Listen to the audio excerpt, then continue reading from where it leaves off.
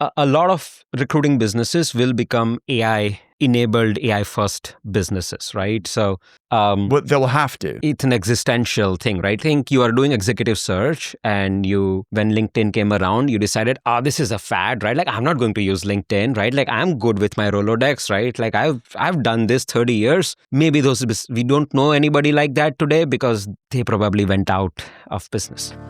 Welcome to the Resilient Recruiter Podcast. Today's episode is sponsored by Recruiter Flow. Forget everything that we've built, right? If we were building Recruiter Flow today, if we were founders today, how would we build it? And we started coming up with these really crazy ideas. It's like, what's stopping us from building that? Because now we have we are not starting today. We have so much, resources, right?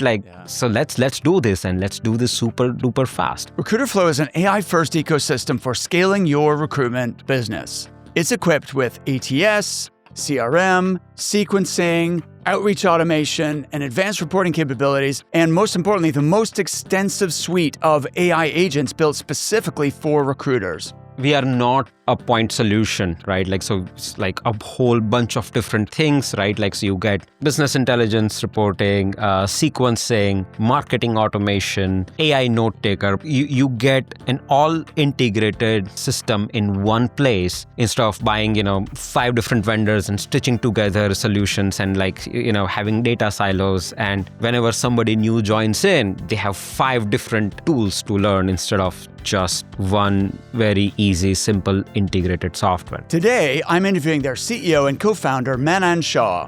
In this conversation with Manan, we get very tactical and we geek out about how top recruiters are leveraging AI to work faster and supercharge their recruiting and business development.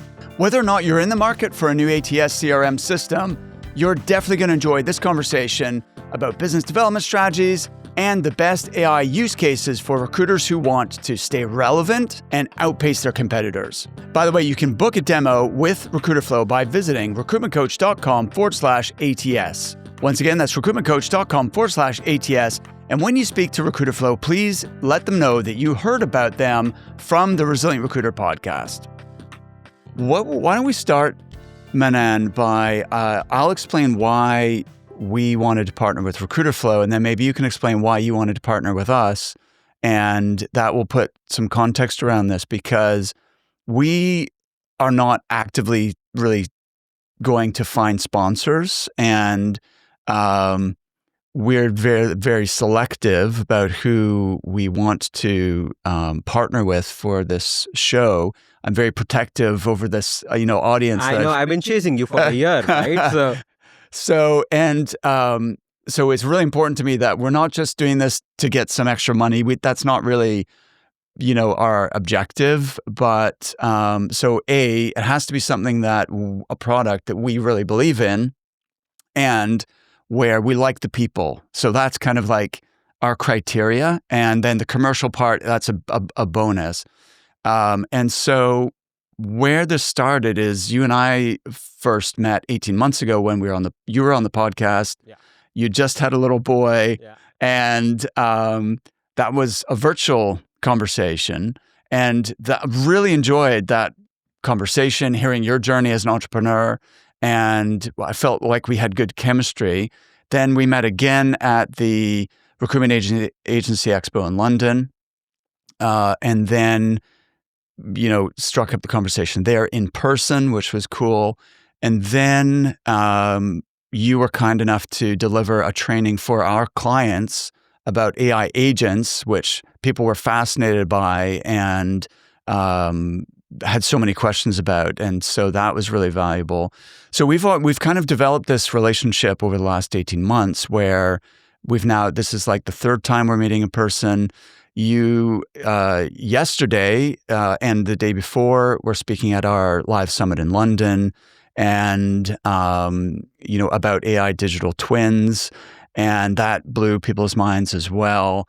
So I've really enjoyed this, getting to know you and the value that you're bringing to the industry, and also respect you as a person. The thing that really tipped the scales was a lot of our clients are using or have migrated to Recruiter Flow, and we were hearing excellent feedback from them. In particular, we have a few very prominent members in our program who others look to for anything tech related, who are excellent at leveraging technology, at implementing automation, and they were really positive about Recruiter Flow, and they'd gone from one ATS to Recruiter Flow, and they had excellent feedback. People who I respect and trust, and so obviously we don't use, because we're not a recruitment business, we don't use the software ourselves, but other people who I respect and who are clients of ours were really raving about Recruiter Flow. So I thought, okay, that checks all the boxes. Let's go ahead and do something together with Manan and his team. Yeah, no, it's, I think, yeah. So the first conversation that we had, as you said, about 18 months back, I just realized that we've had, I think, 3 different conversations, and I have never been in the same city. So the first one was I was in Mumbai. Second one, I think I was, here at the expo in London. And the third one, when I did the training with your group, I was in Bangalore, and now we are again here in London. But it's so the reason for us to really partner with Recruitment Coach, we hear all kinds of opinions in the market, right? There is plenty of coaching content that's available out there, and a lot of it, that stuff that I wouldn't really totally agree with. I think there is some, there are people who who really advocate what I would consider morally dubious tactics and stuff like that. So first of all, right, like before I recorded your podcast, right, like I went and listened to some of your podcasts, some of your videos, and realized that, okay, here is a person who has a very analytical approach to this space. And I really loved that. One of the initiatives, when we call this internally, is that SaaSify recruiting, right? Like, so yes, I think day before yesterday, in your very first presentation at the summit, right, like you spoke about LTV, CAC, things like that, right? Like, hey, how much should you spend in marketing to acquire one customer, right? Like it's dictated by how much is a average customer worth to you, and how do you kind of scale a business by acquiring higher and higher value customers. So that's a great example, right? Like it's not very often that such concepts are very frequently talked about in our industry, and I don't know why, right? Like as a SaaS founder, I have known this stuff for maybe more than 10 years now. Right. In other industries, that's just the so norm. Common. Yeah. And you have a great qualitative lens of looking at the business, scaling the business, and that information is pretty easily publicly available, right? If you look at our industry, it's for the lack of a better word, right? Like in my opinion, there is fair bit of snake oil salesman. I don't know if I have a better word for it, but that's okay. but so when I started listening to you, it was a breath of fresh air, right? Like, okay, here is a person who really understands, and we internally with our marketing, one of our project has always been SaaSify recruiting operations. What do you mean by that? So essentially, right, like when you're running a SaaS company, there are what's a good LTV to CAC ratio, right? Like it's 3:1. Like pretty much every SaaS founder would know that, right? Like I should be spending 1/3 or less of my total lifetime value of a customer on average customer acquisition, right? What are the kind of channels that work? How do they scale? Of course, every business is different. So you still have to work very, very hard to make all of it work.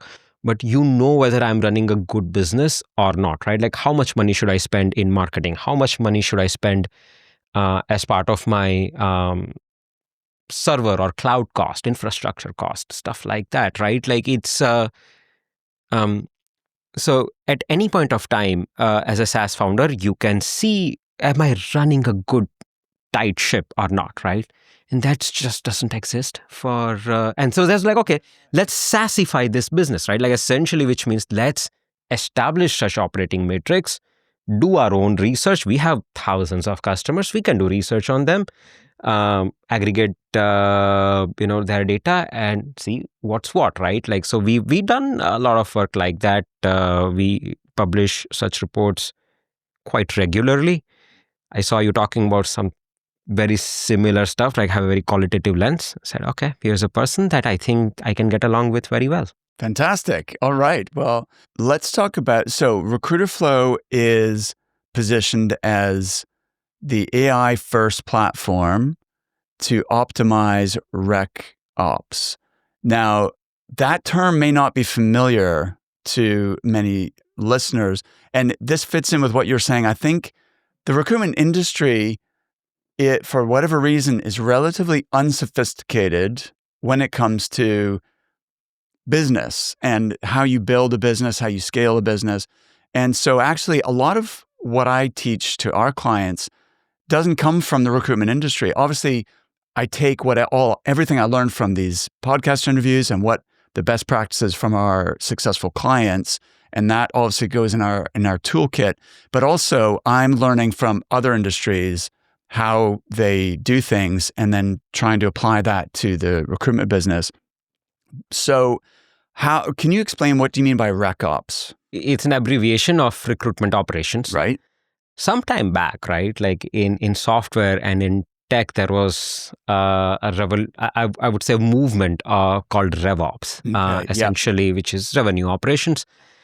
And the whole movement was about how do you have your GTM or go-to-market functions, right? Like, which is your marketing operations, sales operations, all of that working together, along with finance, right? Like, which is supposed to control costs, give incentives, design incentives and stuff like that, right? Like, so how do you look at this piece holistically instead of, three different departments, right? Like finance, sales, and marketing. Look at this piece holistically, and create an engine that's that's your growth engine, right? Like, so it was called revenue operations. We took inspiration from that and said, okay, let's roll with RecOps. We are the way we look at it is RecOps for us is the right way of running and scaling a recruiting business, right? How much money should you spend in salaries? How much money should I spend with marketing? How much, what should be my incentive structure? What should be my org structure, right? Like, these are very important questions. Most founders, most operators figure this out as they go. So we said, okay, you know what? We are going to do a lot of research on this, and we are going to publish what we can. That's number one. And number two, we also saw a growing trend of more and more successful and scaled up search and recruiting firms hiring a dedicated operations person. Yes. And they came in all, because it's such a new thing for this industry, they came in all different kinds of job titles, right? Like sometimes it's director of recruiting, sometimes actually director of ops or VP ops or COO. Sometimes they are just called principals. Sometimes they're called head of some other department. I've heard them sometimes called chief of staff. Yeah, chief of staff, right? Like, but essentially the person who's keeping it all together, who is making sure that you're running a tight ship. Yeah. So we saw these two trends and said, okay, I think it's fantastic that this industry is maturing, is, thinking more analytically about how to run it. What's a good recruiting business?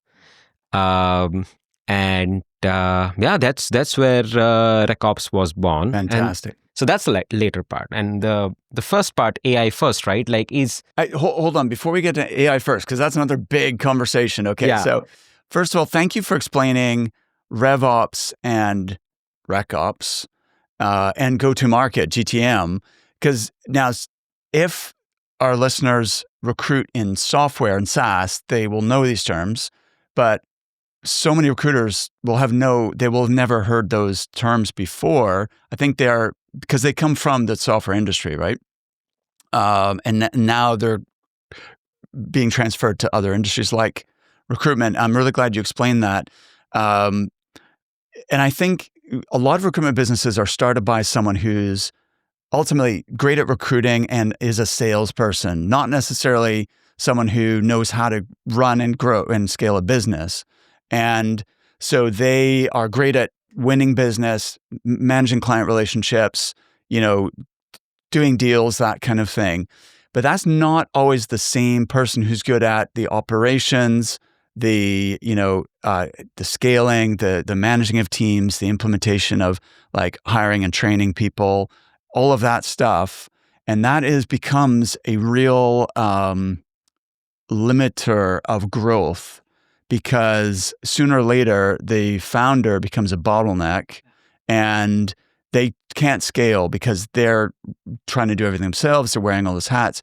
And so we've encouraged our clients to, if that is your personality and your strength, then you need to hire somebody who's complementary to you, who's all about operations and is going to really help you to build that scalable business, the infrastructure, and manage all the fine details of the execution. And that's exactly what I've done in my business, Manan. So you met Lisa Killian yesterday. Yes, I did. So she's our COO, and Rachel is our operations director and also the podcast manager. And so I've built a really solid team on the ops side, and we have customer success, and we also have marketing and podcast production with Sanjay. And so that has allowed me to scale what I do, because I'm very similar to a lot of our clients. I'm not strong at the operations side of things. When you talk about GTM, we've also hired a GTM engineer who's a guy in Mumbai, actually. Wow. And this is recent for us. He's only been with us for about a month, but like I'm blown away by the automations and the agents that he's building for us. So it's a really exciting area. You guys are kind of leading the charge when it comes to bringing these concepts into recruitment. So when you talk about AI first, what does that really mean? Yeah. So I think that's another probably, so evident that why we decided to work together, right? Like, because it's so much, right? Like even the way that you're building recruitment coach business, right? Like you are either by accident or by analysis, you are reaching very similar conclusions and doing the, steps that I would as a software founder, right? Like, so again, just we are so much alike in so many ways. But going back to AI first bit, I've been building in AI for a really long time, right? Like me and my co-founders, we built our first AI company back in 2013. It was just, it wasn't a full-fledged technology at that time. It was like, toy for geeks. We just realized, hey, you know what? If you consume insane amount of data with reasonable amount of accuracy, you can predict who does not like your app, and they're going to delete your app, and we can probably, monetize that. Okay, so that was a good bet to make at the time back in 2013. Because this is before most people were talking about AI. Now everybody, it's kind of mainstream now, and everybody is talking about it.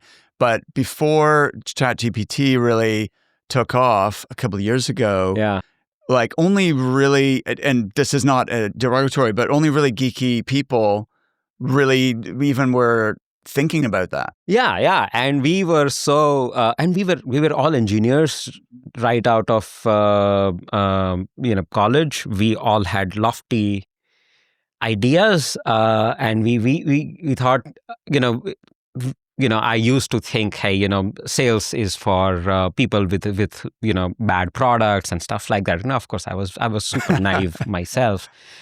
But yeah, I mean, we but got into that. We loved math, loved tech. We said, okay, you know what? We'll find out. We'll figure out something, and we did. Got lucky, I would say.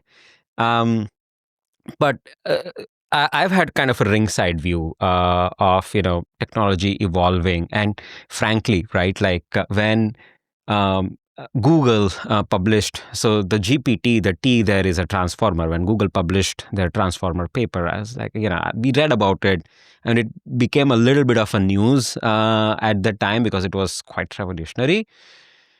But nobody actually imagined it, the application side of it, which is what finally became the Chat GPT. And I think, the credit to OpenAI. Actually, Google themselves didn't see that coming, but credit to OpenAI who did. But yeah, so when the technology started evolving, we started seeing a much more wider scale application because, of course, AI was always good at, structuring unstructured data, analyzing unstructured data, doing a lot of those things, but not actually giving output in human language, right? Like so. Right. So what really got me excited very initially is that now every human in the world has a programming language, right? Like, so the reason that people, like, if you're not technical, right? Like, so I'm just going to take, for example, Mark over here, right? Like, so your ability to interact with computers is limited because you don't know how to code in Python or Definitely. and any other language, right? Like, you speak English. And it became this club of an exclusive club of people who can write scripts, who can write code to be able to interact with computers. Now I think that limitation is pretty much gone, right? Like, because computers and humans can talk in the same language, English, right? Or whatever, right? Like, not just English, you can actually pretty much use any language in the world now. So that's what got me most excited, right? Like, so we started thinking from there. Okay, so how does recruiting world in general, but also for us more specifically, recruiting and search as a space change as a result of that, right? And we came to a conclusion that you know. Uh, it's a very fundamental change, a change probably as big as invention of, let's say, maybe steam engine, maybe invention of internet, right? And I've heard it described even more like the invention of fire or the discovery of fire, like yeah, more bigger than the steam engine. Like, this is more like, an order of magnitude bigger than any of those previous inventions, like the internet or what have you. Yeah, no, I'm sure, right? Like, maybe, it's probably as big, right? The time will tell, right? Yeah, like, exactly. we will know. How much is hype and how much is, like, are we underestimating? Are we overestimating? Yeah, so I generally speaking, with technology, right? I've seen this, again, it kind of belies my age. I've seen this with cloud as well, right? Like, you really overestimate what it can do in a short term and really underestimate what it can do in a long term, right? That's a good way of thinking, yeah. Yeah, so we will have our boom and bust cycles with this as well, right? Like, but coming back to AI first in regards to recruitment, what does that really mean too? So I'm loving this conversation, by the way, because I am super interested in this topic and I've really educated myself over the last couple of years.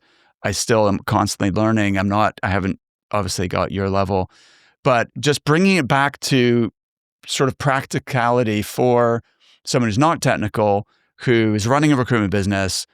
What does it mean to have an AI first platform? Sure. Yeah. So I think a lot of recruiting businesses will become AI enabled, AI first businesses, right? So they will have to. They will have to, right? Like, it's an it's an existential thing, right? Like, so think you are doing executive search, and when LinkedIn came around, you decided, this is a fad, right? Like, I'm not going to use LinkedIn, right? Like, I'm good with my Rolodex, right? Like, I've done this 30 years. Maybe we don't know anybody like that today because they probably went out of business, right? So something very, maybe even more powerful, right?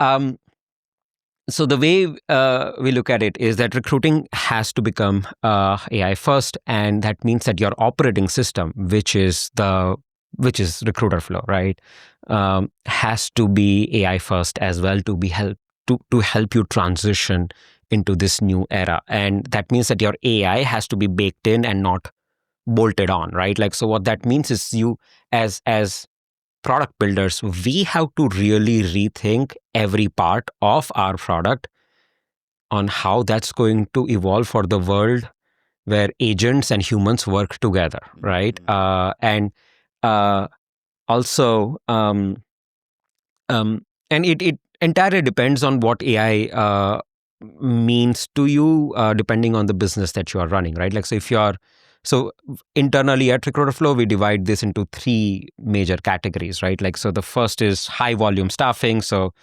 where the role complexity is not very high, but the volumes are really, really high, right? Like, so we think that those businesses should probably be AI native, right? Like, where you can even do a lot of screening, decision making by AI. Then there is, the mid level, right? Like, so not a lot of volume, but not a lot of complexity either. So think, your accountants, marketing managers, mid level, white collar, or maybe even gray collar roles, but where AI we call that AI assisted. So if you have, so AI can assist humans in doing a lot of different things, and we saw so many examples of that, right? Like a day before yesterday, when I was speaking to the members who attended the summit, and some fabulous examples over there, right? Like, but so that's number two, and the number three is AI-augmented, where you have zero decision making. So think executive search, you're hiring senior level people, where there is a lot of complexity, there is a lot of nuance to select the right person. But so AI is really bad at that stuff as it stands today, at least. But it can really help you become much faster, right? Like, so it's a way you should. How does AI impact your business? I think these are the three. You are somewhere in this spectrum, right? You have to think where am I in this spectrum? Give it, be very honest about that analysis, and just go after it. And we are here to help build the tooling and the technology for that. So, and so the way that we are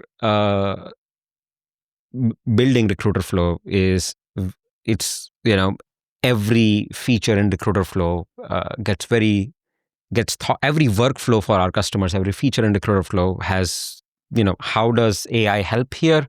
And in future, right? Like, if agent has to either aid or completely automate this, right? Like, what does that UX need to look like, right? Like, so we are user experience. Yes, yeah, user experience looks like, right? Like, so we are kind of rethinking, from ground up, and say, so my co-founder Amritanshu, who leads our product, right? Like, he came up with this, hey, because when we were thinking about this internally, he's like, forget everything that we've built, right? If we were building Recruiter Flow today, if we were founders today, how would we build it? And we started coming up with these really crazy ideas. It's like, what's stopping us from building that? Because now we have we are not starting today. We have so much, resources, right? Like, yeah. So let's do this, and let's do this super duper fast. And so we said, okay, you know what? So that's what AI first means, right? Like, so product is super AI embedded, where everything is built ground up for the world that is transitioning to, for a recruiting industry that is transitioning to this AI first or AI native world, right? Like, so that's what we mean. And it's a really long answer. Yeah, no, it's good. And I'd love to delve in a minute to specific use cases, examples, workflows, that type of thing, features that your customers love.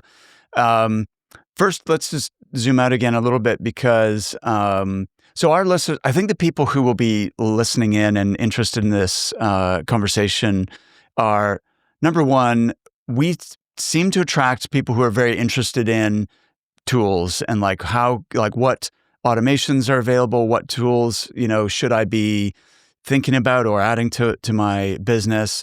So like tools in general and automation in general, people who want to learn more about that. There will be people who are specifically looking to either, get their first ATS CRM platform, or who are dissatisfied for whatever reason, who are looking for an alternative platform. And I guess, thirdly, there'll be people who are just hungry for information about AI and automation in general, not specifically, looking to change ATSs right now, but who, if it's about AI, I need to hear it because, this is an important topic. So I think those are the different categories of people who probably are listening. Who is your ideal client? Who is Recruiterflow kind of the best fit for? Oh, yeah, that's a great question. So we primarily work with, I would say, small and mid-sized recruiting businesses. So startups, right? Like 2 people working out of their bedroom. Yeah. So we work with them all the way till scale ups, right? Like, so anywhere up to about, let's say, 100 million in annual revenue or net fee income. We primarily work with we don't really work with temp staffing businesses, at least today. Recruiterflow is primarily designed for permanent recruitment, exec search, interim. So what about contract? Yeah, so we do. We work with a fair number of contract recruiting businesses as well. So perfect fit for them. But yeah, so the temp businesses where like there is shifts and shift management, and it's a there is a bunch of tooling that's required, just behind having an ATS and CRM, which we currently don't have. So not a good fit for them right now. So that's in the 3 buckets you were talking about earlier. That's the more high volume temp stuff. You don't really cater to that currently. We don't. Yes, that is correct. All right. Fantastic. So let's talk about then, like, there's a lot of ATSs out there. Just like, I think every category is competitive, right? There's a lot of recruitment, coaching, and training options available. There's a lot of choices for different ATSs and CRMs. When people switch to Recruiterflow, why are they doing that? What do you think is the gap? Actually, no. Before you answer that question, I have an earlier question, which is: you're a software entrepreneur. Why did you choose to get into the recruiting industry specifically? What gap did you see in that market, or what attracted you to want to get involved in this industry? Oh yeah, that's I call that a series of happy accidents, right? Because we actually did not target agencies, right? Like recruiting businesses as a space, right? Like we primarily built our first product, which does not really exist anymore, although it was called the same thing, was not for search businesses or recruiting businesses. Okay. It was for internal talent acquisition. All right. Because that's the world we knew. But about a year and a half into the journey, we were not doing so well. And suddenly we have this, they are still our customers. There is this search firm in London who are in a contract with, one of the the leading player in the space, right? Like, and mid-contract was like, okay, you know what? I'm done with them. I'm going to move to this new platform, and moved his entire team. All of that, just signed up online, never spoke to us, and all of that. Okay. And we were really curious. So we started chasing him. And at some point of time, he probably just gave up and said yes to having a conversation with us. So wait, there was no conversation. They just found you online and signed up. Yeah, and started paying and using and all of that. And, okay. And they came from, so they did talk to us on customer support. And back then, it was just me and my co-founders, 3 people team, right? So we were doing customer support as well, right? Like, so he did speak to us on customer support, right? Like raise tickets and stuff. But and so we knew that he is coming from multi-$100 million revenue company, the market leader, and all of that. So we were like, okay, wow, and spoke to him, and he signed a 3-year contract, and we were like, okay, we signed the contract, and went back again and asked, right, like, we've existed for less than a year. Why would you sign a contract, 3-year contract? And he was super friendly. It was like, oh, you guys are stupid, right? Like, you don't know what you've built. And before you wise up and raise your prices, I want to lock you down. Okay, fair enough. So I said, okay, all right. So that gave us, that got us to start thinking about recruiting and search businesses as a space. Mm-hmm. And we realized that, oh, wow, this space is so far behind, right? Like, in terms of, if you look at what's the latest and greatest in terms of technology, you're like, oh, wow, this space is, it's like a decade behind what's, where everybody else is.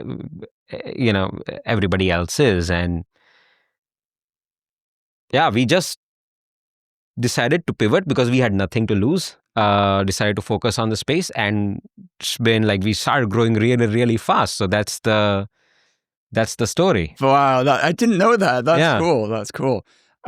Because the recruitment agency space is much smaller than the talent acquisition space potentially, right? But sometimes it's better to dominate a smaller niche than try and compete in a huge market as a small growing software business. So that's super interesting. So that leads on then to the question: what was the gap? You said like 10 years behind, like, and so you felt like you could really bring something different. So why do people choose Recruiterflow? What do they tell you is the things that you provide that they prefer to the other platforms they've been using? Sure. So I think the first thing, the most prominent reason that people choose Recruiterflow is their ability to execute faster, right? And it manifests in different ways for different businesses, but it boils down to, hey, it'll help us become faster. What does that really mean, though? Become faster, like? So, first of all, right, like, much better user experience, right? Like, very pleasing on the eyes, and just very fast. Not way too many buttons, not confusing. Very minimal learning curve, right? Like, so if you have a new person, right? Okay, that's what I thought you were going to lead with, Manan, because that's what I've heard is, and this is what our clients tell us is, especially like small recruitment businesses who are not technical. They're like, Mark, we need an ATS and a CRM. But it has to be, I want something easy to use. Yeah. Right. I don't want it, if there's a huge learning curve and there's lots of features we're not, then that's not what I want. I want something that is very easy for me to use as an owner. Yeah. No, absolutely true. But so you have to then ask, right? Like, why do you want something easy to use?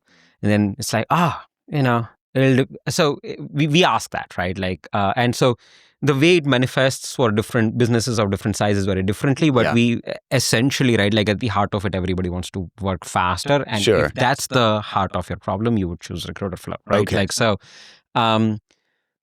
I want something easy to use. I want something that doesn't really have a lot of learning curve. I want something that gives me, gives my recruiters more time to be in front of candidates and clients, right? Okay. Like, so automate this, automate that, right? Like, and things of that nature. But yeah, so helping your team execute faster is the number one reason that people pick Recruiter Flow. Yeah. Second, and I think is also because we are not a point solution, right? Like, so it's like a whole bunch of different things, right? Like, so you get with just one vendor, you get like, you get your ATS, you get CRM, you get business intelligence, you're advanced. If you're a larger business, right? Like smaller business are probably fine with, not having super advanced reporting. But if you are anywhere above $1.52 million in annual revenue, your reporting needs are going to be a little bit more complex. And as your team grows, you need to be able to see what everyone's doing and the metrics and everything. Yeah, and also need to have access control and things like that, right? Like, so so you get business intelligence reporting, sequencing, marketing automation, AI note taker, a bunch of different AI agents, right? Like, so if you get an all integrated system in one place instead of buying 5 different vendors and stitching together solutions and like having data silos, and whenever somebody new joins in, they have 5 different tools to learn instead of just one very easy, simple integrated software, right? Like, so these two are the 2 major reasons why people pick Recruiter Flow. Okay, that makes sense. Yeah, I mean, if we think of the market-leading software in this space, it's a legacy platform, and they've acquired like if there's extra tools or extra functionality they want, they just acquire a business and bolt it on, and it kind of becomes this huge collection of tools. But actually, they're not all included in the price. They're extras. They're extras, yeah. And we as a founder, I've been super frustrated, right? Like with this whole, oh, you want this extra feature? It's an add-on. You want that? It's an add-on, right? Like we use, I don't know, tons of software internally at Recruiter Flow. And every time we have some, oh, wow, now my team has grown. We need to do this extra, right? Like, it's an add-on, right? Like, and they're like, oh, that was not clear to us when we took the demo or when we decided to purchase the software. So as a buyer, I've been frustrated by this whole add-on strategy. So I have, we have a very different way of building. We have unique way of, I would say somewhat radical opinion on how to build a right software company, and this whole add-on strategy we think is has probably lived its life. It's still making a ton of money for a ton of different software companies, but whether the software company of the future would have an add-on strategy, we think not. And we think it's us as well as our customers are better off without a software having like a ton of add-ons, right? Like, so we have only 2 plans. One is a core platform plan, and the one is a fully loaded, where you get all the AI and data enrichment features. Then there is one plan where you say, okay, you know what, I don't, I'm a small business. I don't have the capacity to pay that price, and I don't really need all these, data and AI features, at least right now. So you start with the platform plan, right? Like, so. Awesome. Yeah. I just thought of a story I want to tell you. I don't think you've heard this one. So one of our clients recently switched to Recruiter Flow. His name's Miguel. And he says that he wishes he'd found it sooner because it is helping him like transform his business. The platform, who I will not name, that he was using before, he found it's so difficult to use to get it to do what he wanted it to do, basically, and a lot of frustration of things that he knew in his mind what he wanted it to do, and it just wasn't possible within that platform. And even just simple things were cumbersome, like doing a search and putting lists together and accessing the data that was already in there and so on. So this is the kind of feedback I'm hearing a lot from people. Is it's like they're so happy that they've found Recruiter So can we get into some real specific like workflows or automations breakdown? Because I think that's what people listening love to get as tactical as possible and the specifics as possible. You and I like talking about strategy and big picture stuff, but let's talk more about some specific things with either AI agents or sequences or, these kinds of things that you're excited about, your clients are excited about. Yeah. So we, I think, couple of months back, we released our AI note taker.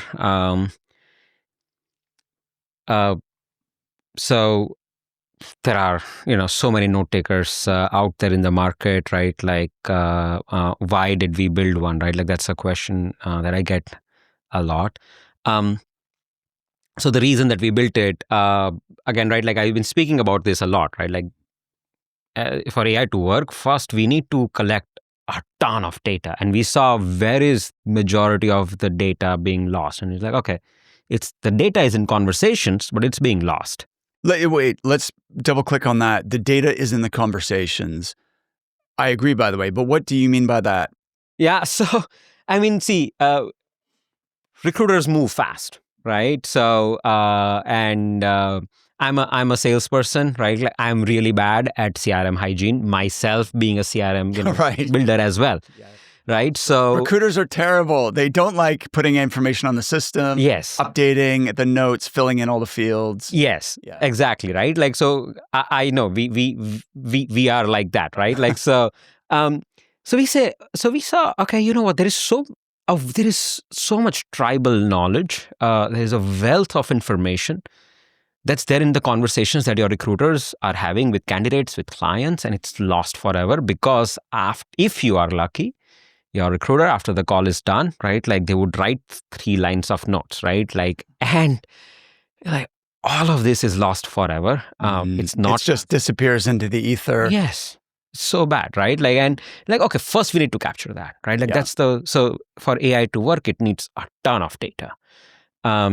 So how do we capture proprietary data, your tribal knowledge? What's the best way of going about it, right? Like, it's like, okay, let's start capturing candidate and client conversations. So we built a note taker. And now it's so embedded in your CRM now, right? Like, so for example, right, like you go on a call with a candidate and, it's a screening call. So you are, of course, going to talk about, how much money do they want? Are they okay to relocate, right? Like the usual stuff, right? Like, and because it's integrated into your CRM, what Recruiter can do is that automatically we are not only taking notes, but we are also structuring all this information, right? Like, so you talk to a candidate and they say, oh, you know what? I am currently in London, but I'm okay to move to Liverpool, but not to, let's say, Manchester, right? We will automatically... No offense to Mancunians listening. Yes. I'm going to Manchester just right after this. But so it'll automatically say, oh, you know what, this person wants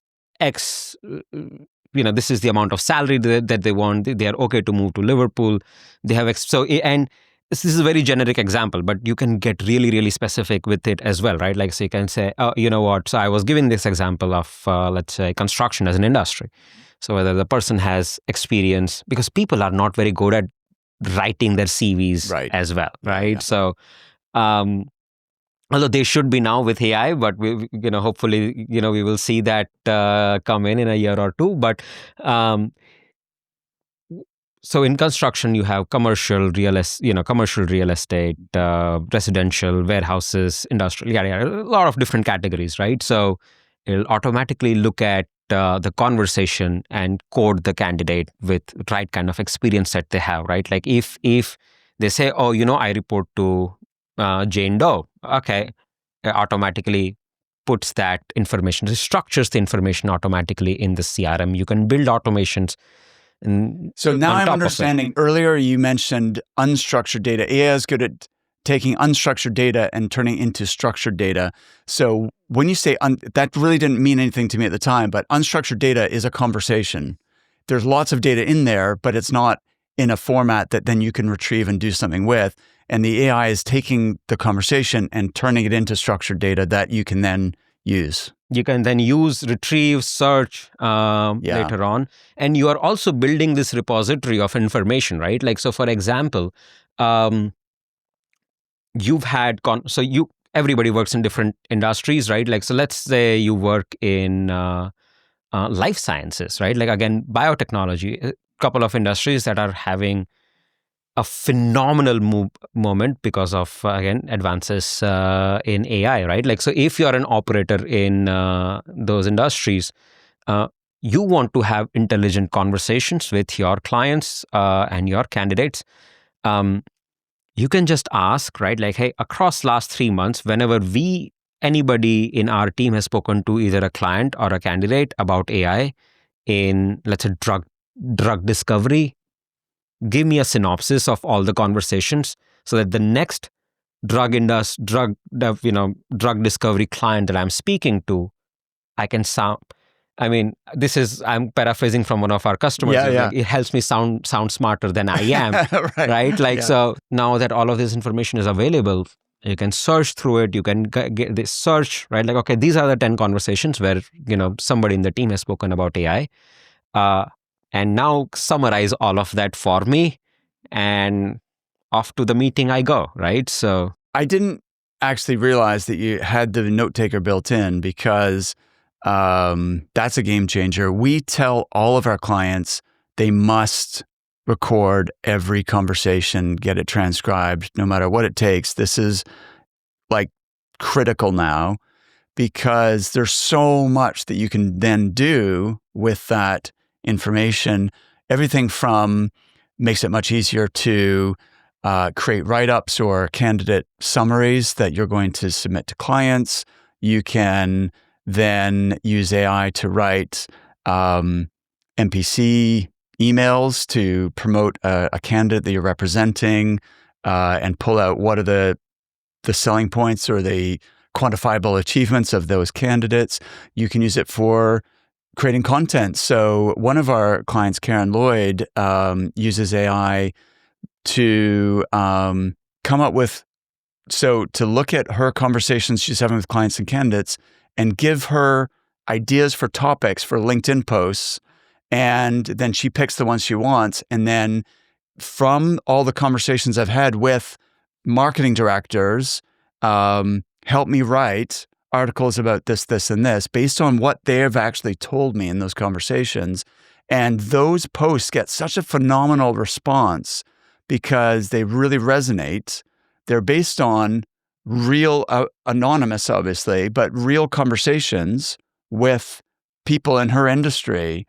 And that, unless you're recording and transcribing those conversations, you can't do any of that stuff. So how else do you see people using the note-taking tool? One of the use cases that we are seeing a lot, especially in retained search space, where you have to, there is a proposal. This is a proper sales process. Yes. Where you've been engaging with a client for, let's say, 3 months, sometimes even longer. You can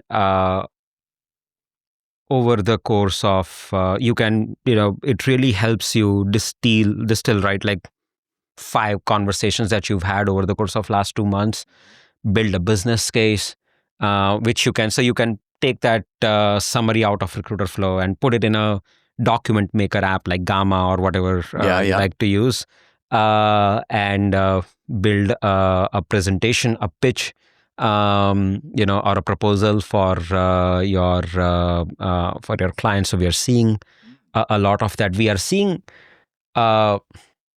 we use Gamma.ai, by the way. Yeah, we do as well. Yeah, we love it internally. So in fact, the presentation that I gave on day before yesterday, that was partly built on Gamma. Okay, yeah, cool. So, there you go. another use case, we haven't really seen our customers do it a lot, but it's super like it has been quite revolutionary for us internally at Recruiterflow. Is every time the market leader, they, whenever our sales team is having conversation and they come up as a competitor, which they do quite frequently, they are the market leader, right? So it sends a Slack notification to our sales team internally, so that others, and it synthesizes, right, like why are they considering them, and what are some of the things that they have, they'd like about the market that's leader, cool. right? Like, so, and then everybody else kind of chips in. Oh, great, right? Like, this is how I've dealt with this, etc., etc. Right? Like, it's really increasing the collaboration, because otherwise, there are so many things that you have discussed in a sales call that an account executive is not going to, after the call, is not going to go for every deal, right? Like, go around the room and ask, oh, you know what, this is what I heard from, this is the objection that I heard, or this is what I heard about the competitor. How can I deal with it? Right? Like, they are not going to do that. This is a really important use case, I think, which AI is brilliant for, is sales coaching. But so you need the note-taking tool, because then it's recording all the conversations you're having with clients and candidates. We can use that in two ways. Number one, the leader can look at those call transcripts and give feedback and coaching to the individual, or they can coach themselves. They can ask AI, look at this transcript, how could I do better? But also then that becomes a training tool for others. So give me an example of this objection and how the others in the team have answered it. Yeah, absolutely. So people do that all the time. Yeah. That's cool. So, all right, awesome. So aside from the note taker, then what else are you excited about with Recruiterflow? So we have a pretty large module for data enrichment. This is huge, because we still get I kind of take it for granted that there's lots of tools out there for finding email addresses, phone numbers, and so on.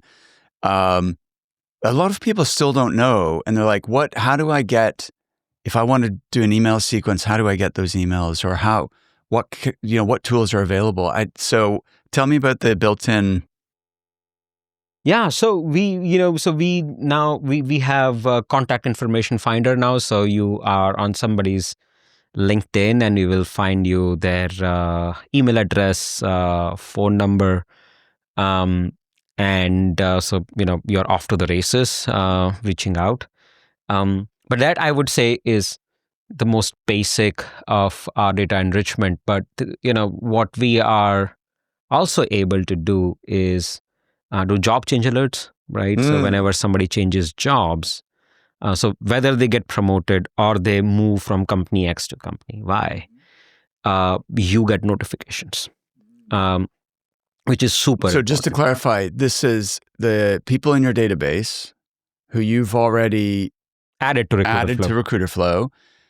Recruiterflow is monitoring to see if they change jobs or get promoted. Yeah, we are. That's amazing. Yeah. So we are, and because whenever that happens, that's a very large opportunity for you to do business, for you to strike up a conversation. Yes. Right. And again, I'm stealing this from another customer, but this is how he described it, right? Like, I love this because it helps me be systematic about being at the right place at the right time. Right. Right. Yes.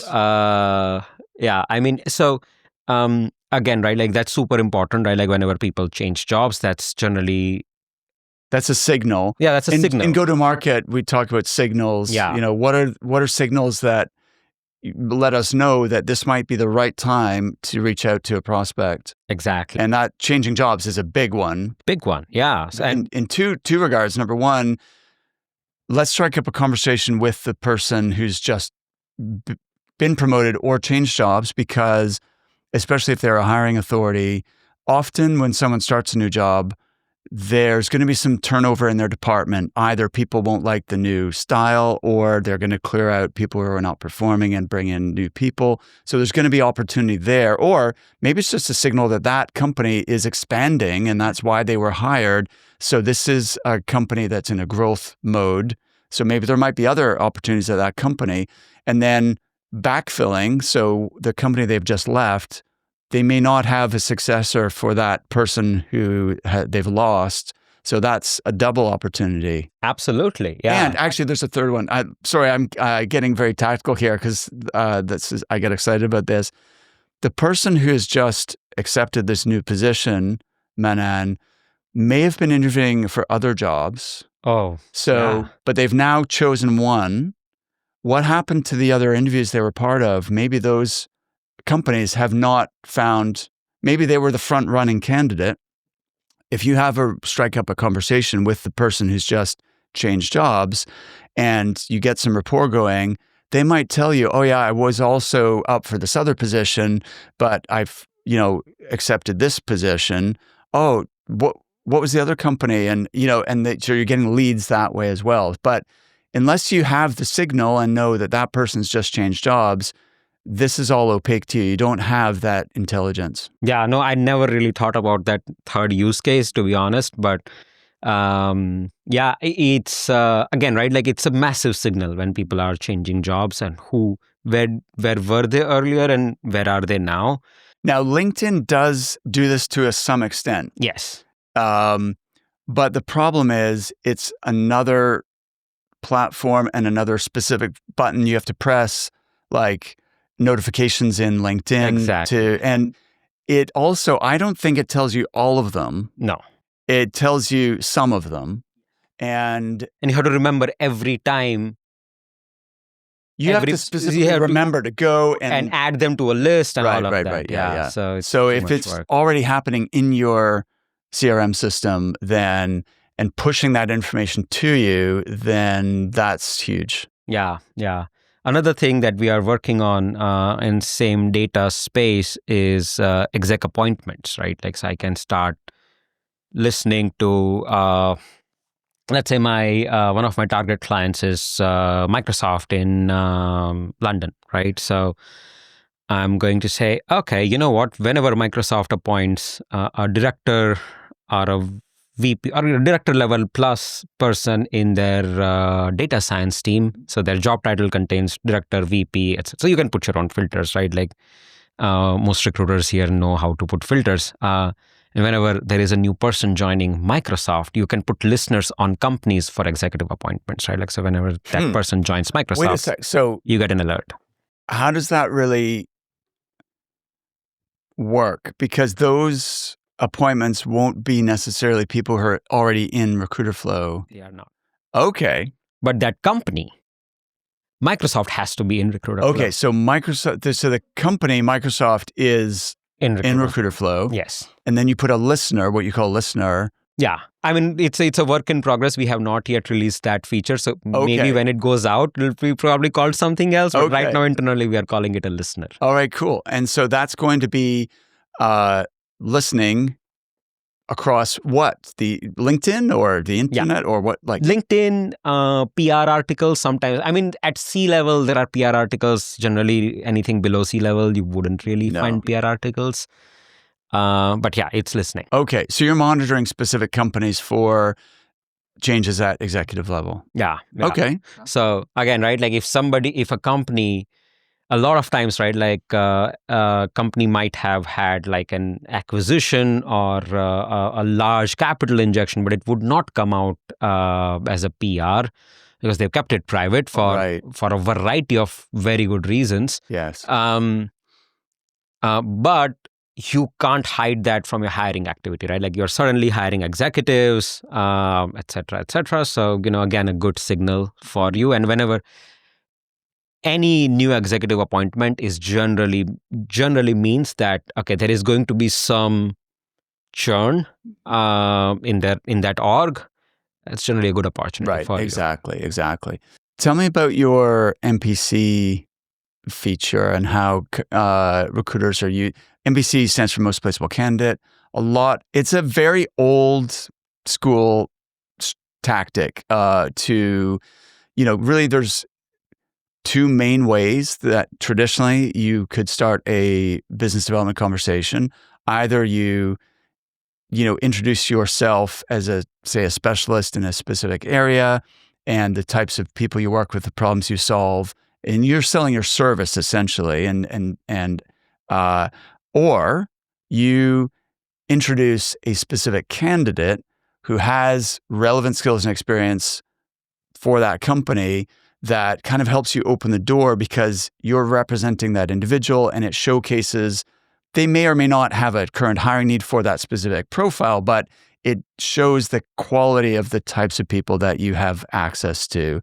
And so I believe people are using Recruiter Flow to facilitate that. Yeah, absolutely. So, we have multiple ways, but the main thing is you can get AI to write like a really nice pitch for the person that you are representing.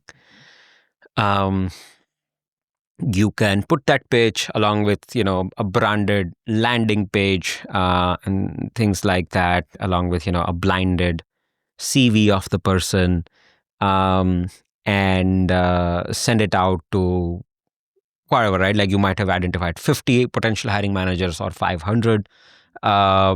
Send it out to them in a sequence, right? Like, so the first email goes out. If there is no response, then another email, another touch point, right? Like, so you can put that all in a sequence and track who opened.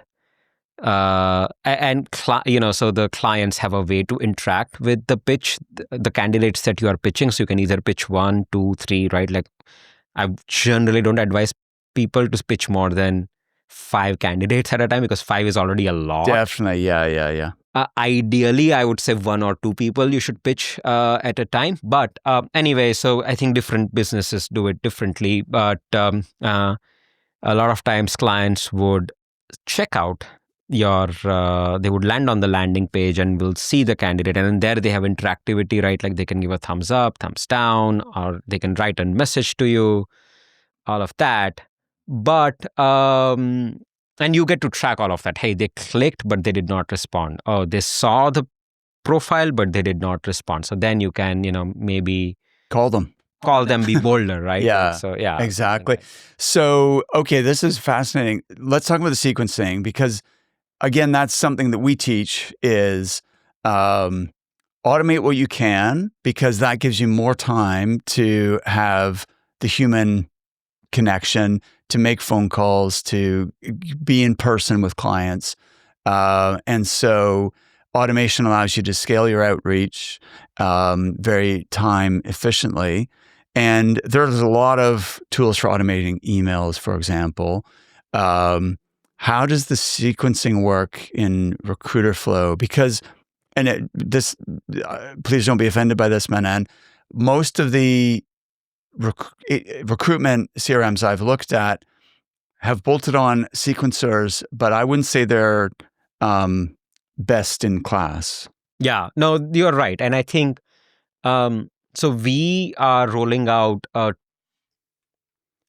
truly, so it's a work in progress. It should be out in a couple of months, at least for beta.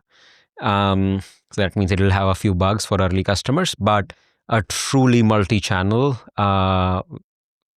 conditional sequencing engine. So what that means is you can say, okay, my first step is send a LinkedIn connection request. Wait for 3 days. At the end of 3 days, see if the person has accepted my request, then do X. But if they have not accepted my request, then do Y. Which is, send an email or send a LinkedIn message or create a to-do for sequence owner to just call up the person.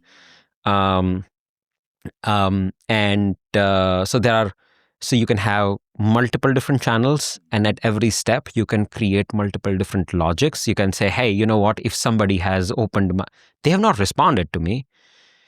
But if they've opened my email 3 or more times, send automatically create another to do for the recruiter to just call them. Hey, they opened your email thrice. There is something. Right, exactly. Yeah. But Manan, if you can pull this off, this is going to be a game changer. I'll be watching this closely because you attended our event, I'm a huge believer in multiple touch points across multiple channels. Yeah. Because some people may respond on LinkedIn and others won't, but they might respond to an email.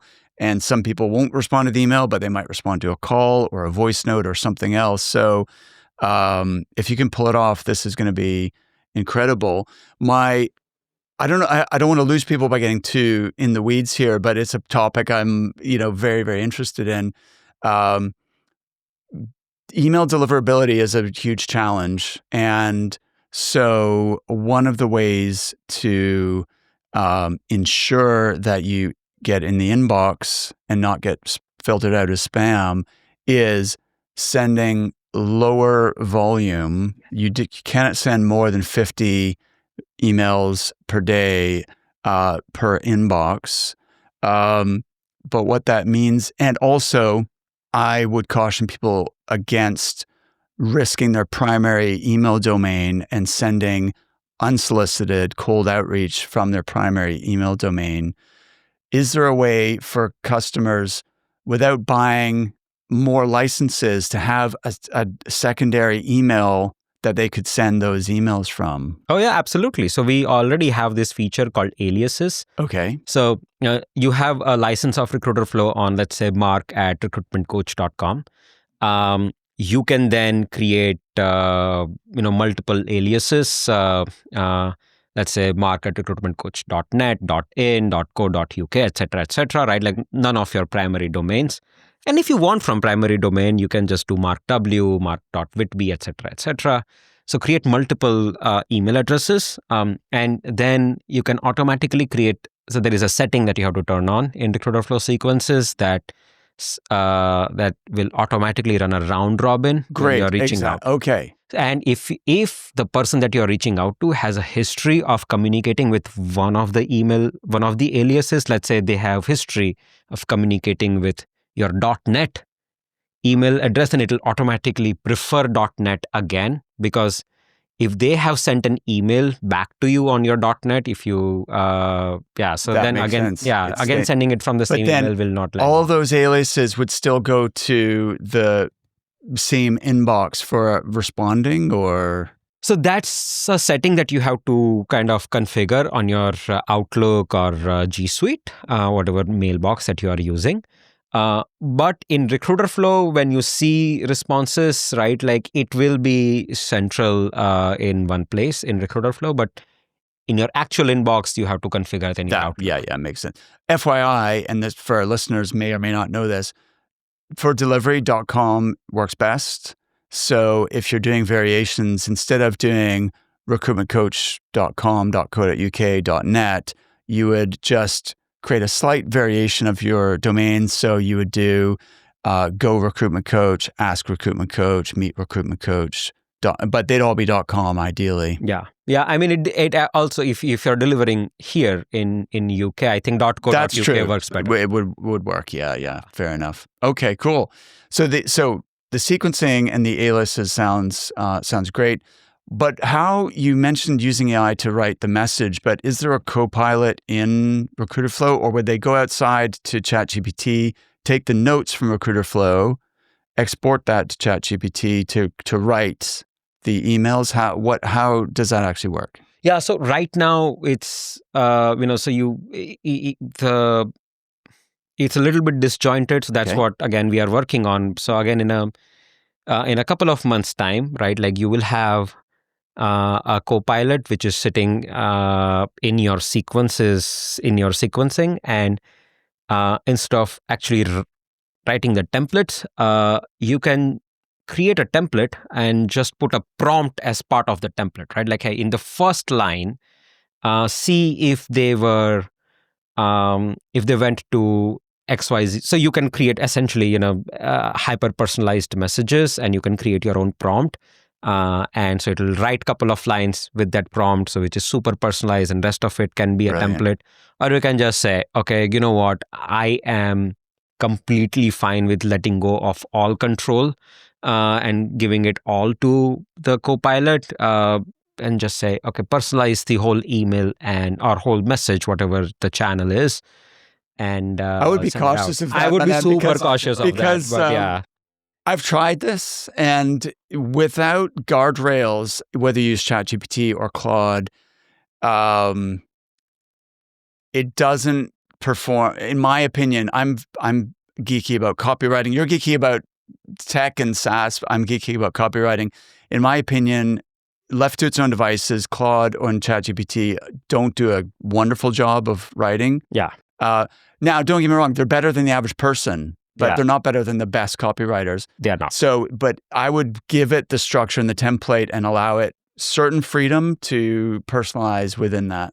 Exactly. So so that's why what we've built is, again, unique in a way. So instead of writing the entire message, you're just saying, okay, write the first 2 lines.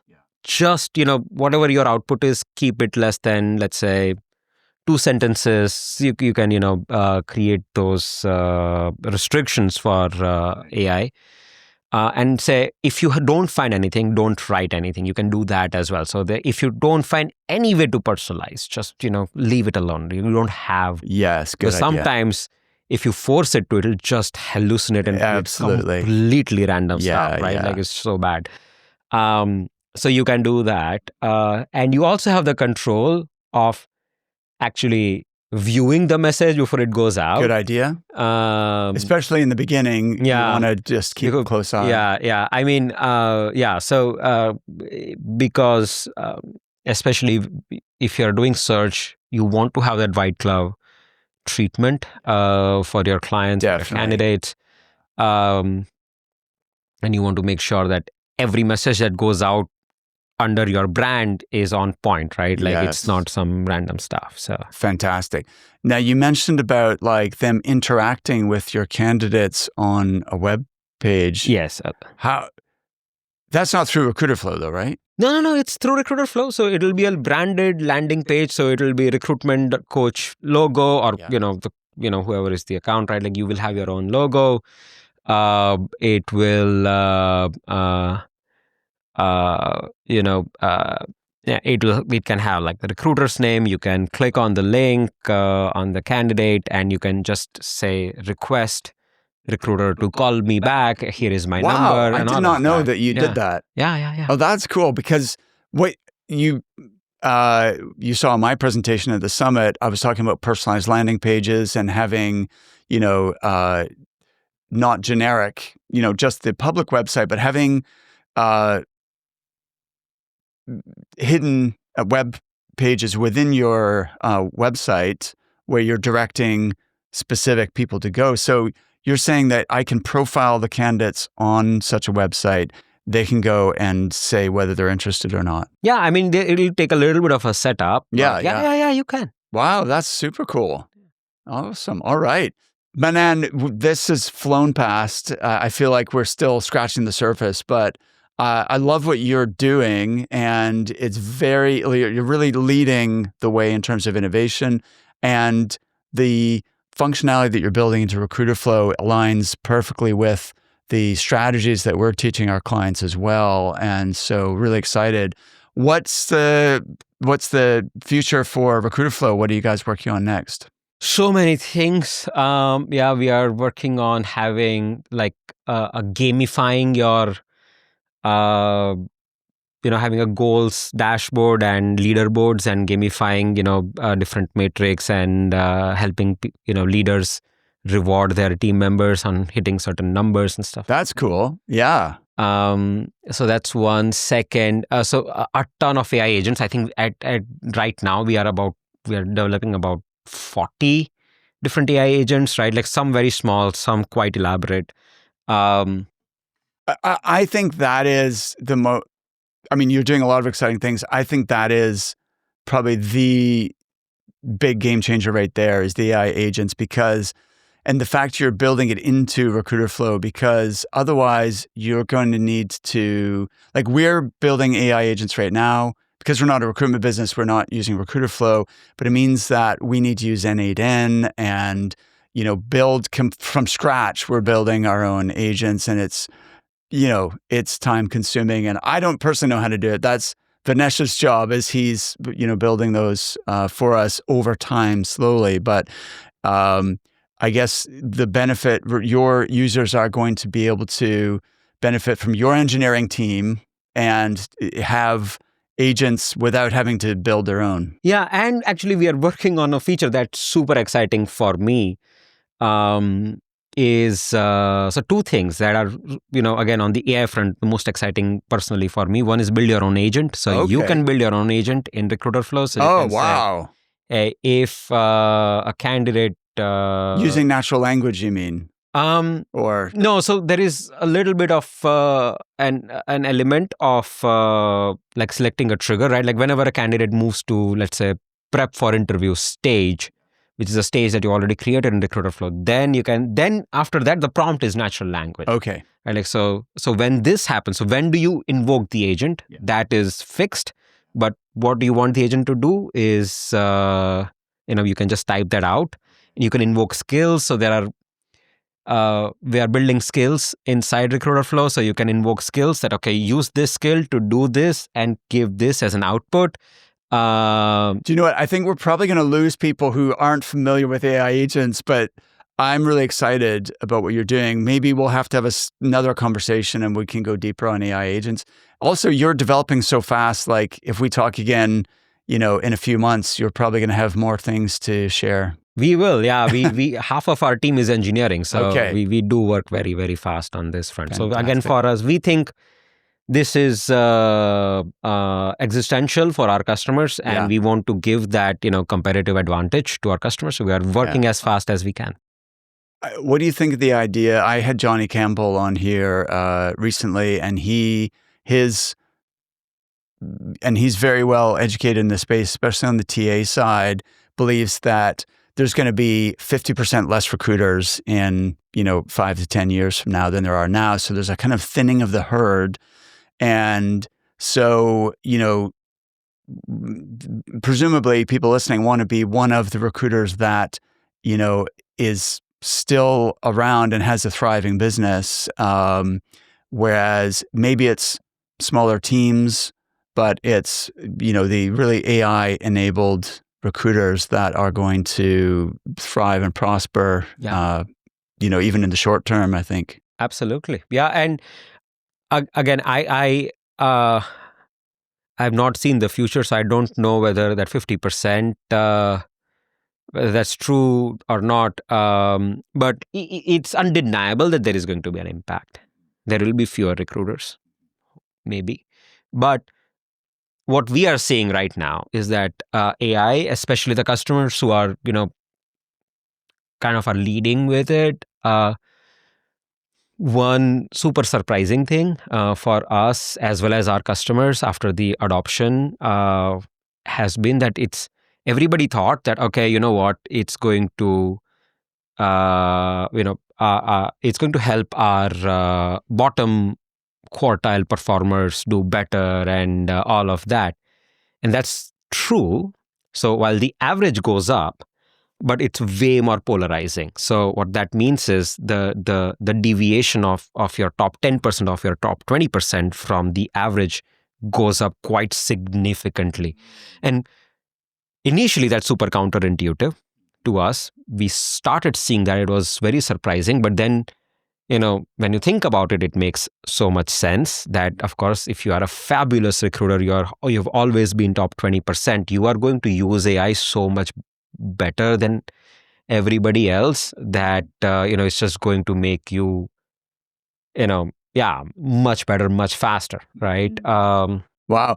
You just reminded me something that you mentioned at our summit was you've tracked a measurable increase in the average GP per headcount, I think. Yes. Can you remind me what is that? Yeah, so you should. It depends on the business, but Okay. we've seen all the way up to early 30s in terms of 30% yeah, uplift increase in average per desk.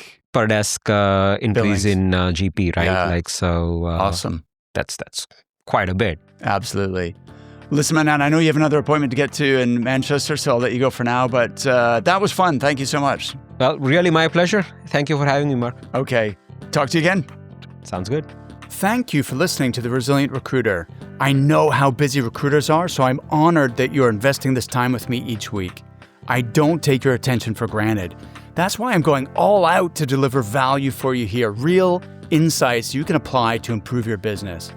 And if you really want to help me to reach a wider audience and impact more people, please consider leaving the show a review on Apple Podcasts. And if you leave me a review, please reach out and let me know so I can thank you personally.